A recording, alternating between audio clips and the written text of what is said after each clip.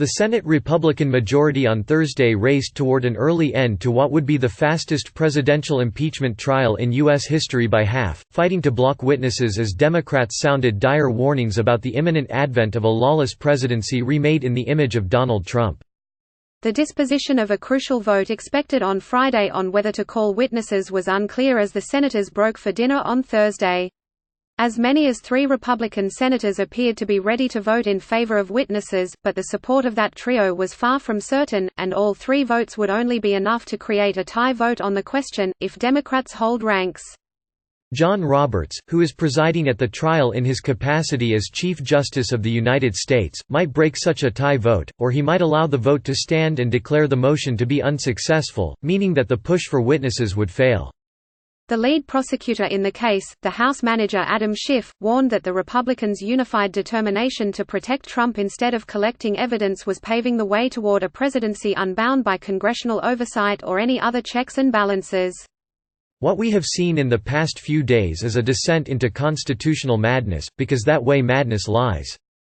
Schiff said, comparing the Republican position to Richard Nixon's infamous defense of his conduct in the Watergate scandal, when the president does it, that means that it is not illegal. Watergate is now 40, 50 years behind us, said Schiff.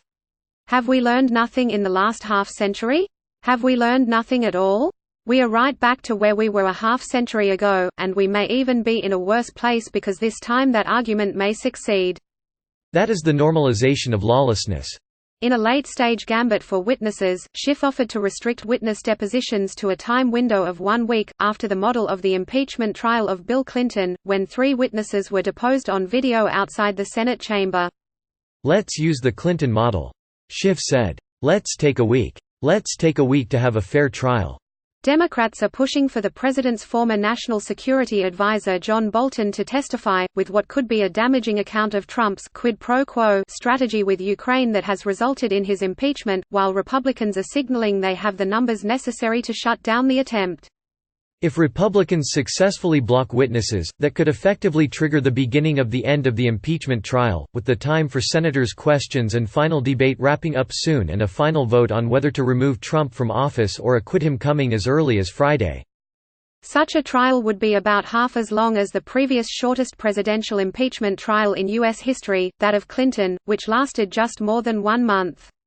This week, Trump's lawyers have shifted their arguments away from the president doing nothing wrong to a position equating to, even if he did withhold aid to Ukraine in exchange for investigating his potential Democratic election rival Joe Biden, that doesn't meet the standard needed for impeachment.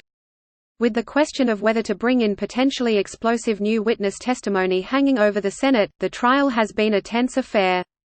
The spotlight has been on Senators Mitt Romney, Susan Collins and Lisa Murkowski, 3 of the more moderate Republican senators who conceivably could join with Democrats to bring on a motion to force new witness testimony at the Senate trial. Democrats need 4 Republican senators to join them, and it's still unclear, even if Romney, Collins and Murkowski back the motion, who else would join them. Ahead of the resumption of impeachment proceedings on Thursday, McConnell was asked by reporters if he had confidence that he had the votes necessary to block a motion on witnesses. I always do, McConnell said. But the top Senate Republican was more unsure on other aspects of the trial. When asked if he had the votes for acquittal by Friday night, McConnell said, "We'll see what tomorrow brings." Privately, Republican Senate staffers expressed confidence that they could block a motion for witnesses. That prospect alarmed legal scholars and other observers.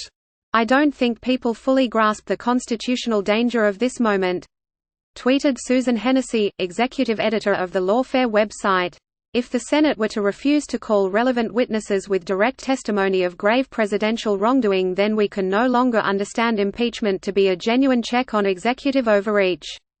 Tom Nichols, a professor at the U.S. Naval War College, tweeted, "The Constitution wasn't designed to deal with people who don't give a shit." The rush for witnesses followed a report from a leaked version of Bolton's upcoming book where he said Trump told Bolton to hold back on congressionally approved national security aid to Ukraine until officials there agreed to help investigate Biden, his family and other matters involving U.S. Democrats. Bolton's book has been a persistent topic of discussion throughout the week in Washington. On Monday, the former Trump chief of staff John Kelly was asked about Bolton's allegation in the book. If John Bolton says that in the book, I believe John Bolton." Kelly said, "John's an honest guy. He's a man of integrity and great character, so we'll see what happens." On Thursday, Kellyanne Conway, counselor to the president, refused to fully respond to Kelly's comments.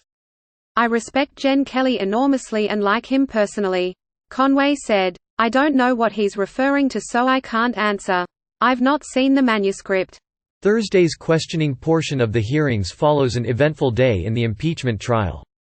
On Wednesday, Trump lawyer Alan Dershowitz offered one of the most expansive and stunning arguments in Trump's defense when he said the president could not be removed from national office over requesting political favors if he believed those favors were in the public interest of the country. If the president does something which he believes will help him get elected, in the public interest, that cannot be the kind of quid pro quo that results in impeachment, Dershowitz said.